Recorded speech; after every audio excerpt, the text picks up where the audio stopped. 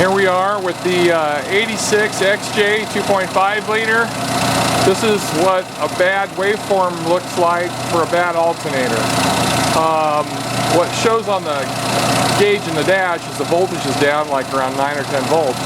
But as soon as I rev it just a little past 2 grand and then let it idle again, this should go to normal because the gauge goes to full voltage. So let's see what happens.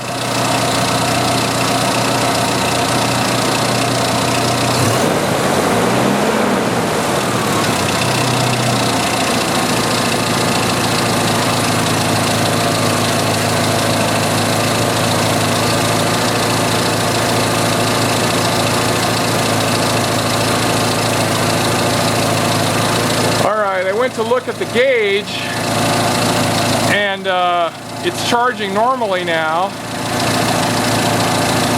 and the voltage is spiking a lot higher. So let's work on the waveform a little bit.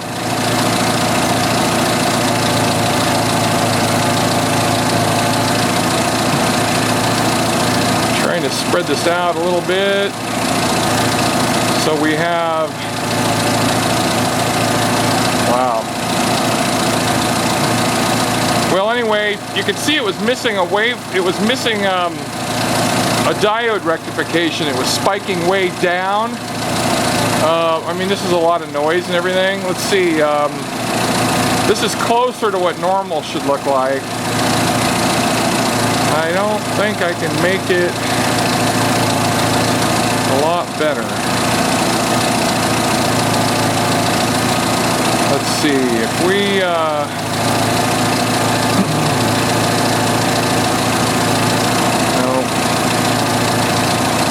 see, where is our filtering?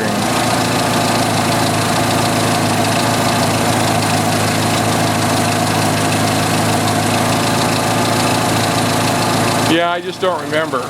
I've not used this scope on automotive applications before, but there is. Well, if I don't find it here, I'm just gonna stop looking.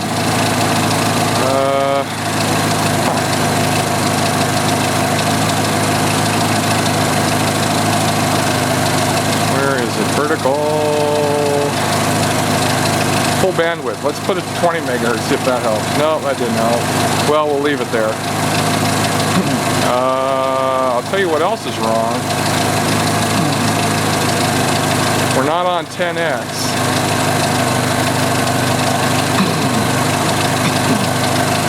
I don't have any probes. I just got a BNC cable and some alligator clips hooked up. Well, I wish I could show you better, but at least you got to see the transition between what a bad alternator looks like and a good one all in the same shot. It's been doing this the entire time I've owned this thing. And I was hoping I could do some filtering on it, but I'll be danged if I can remember.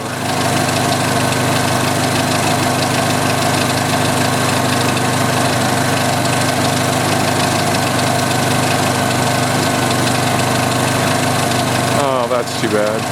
There is filtering in here. Oh, here we go. High frequency, it's a little better. Low frequency, not really. I don't know. High frequency was a tiny bit better.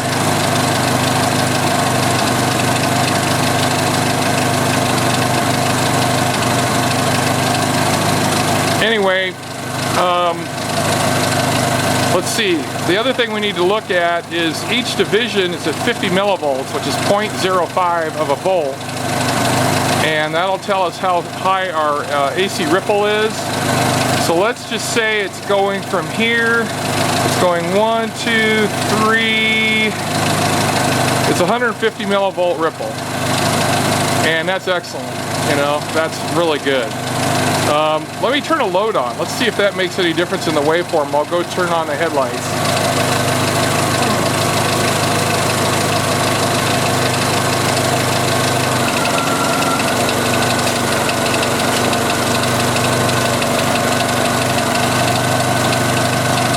Okay, so 1, 2, 3, 3.5. Yeah, the ripple went up a little bit, but that's all right. It's still really low. All right, let's turn on the heater blower.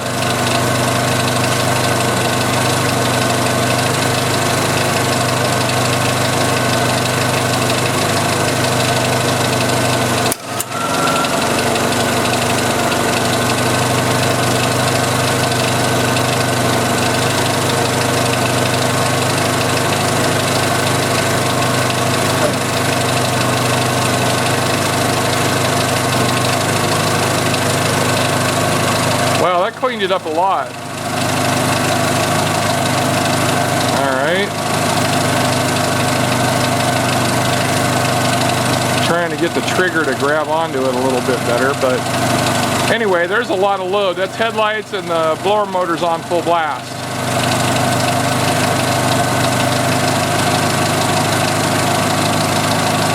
There you go, that's pretty stable. Not as much detail, but you get an idea of the difference between a good alternator waveform and bad. And you can look this up on YouTube. There's all kinds of alternator ripple videos out there. I've just never tried using my bench scope for cars before, although this is spec'd to handle this. It's set up for high voltage. It's got isolated grounds or isolated probe connections, so it's designed a little bit for automobiles. I don't think they ever intended it to, but it's a robust scope and they still sell for a lot of money. Alright, I go shut all this down.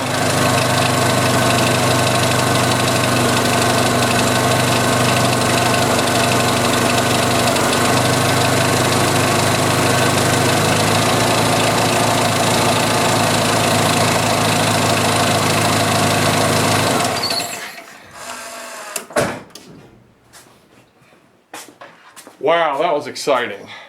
Sorry for the noise, this thing has a pretty good exhaust leak.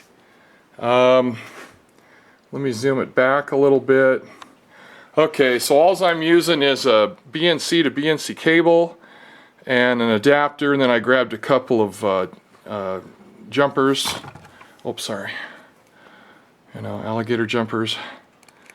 I could do better on the probe department, I'll just have to find some. But anyway, this is hooked just across the battery terminals. You're supposed to hook it up, for instance, to the back of the alternator and ground, but I've got just too much in the way here, and that's good enough. That told me that when the thing's cold, the alternator has a marginal diode in it, and when you rev it up, then that stops being marginal, which this is a reman alternator from long before I owned this vehicle, and now I've got video proof that the alternator should probably be replaced. In the old days I would have just pulled it apart and put new diodes in it, but these GM alternators for these old Jeeps, this is an 86, I think they're single wire. Anyway, they're super cheap.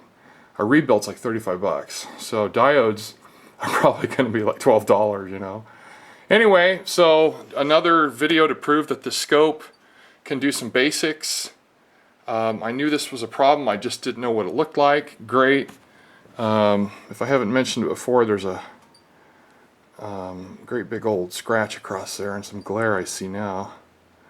What is that? Must be the hood or something. But anyway, it works. I'm thrilled. Now I got to go find other things to scope. The other Jeep still has the IAC issue, and I would really like to spend more time on that.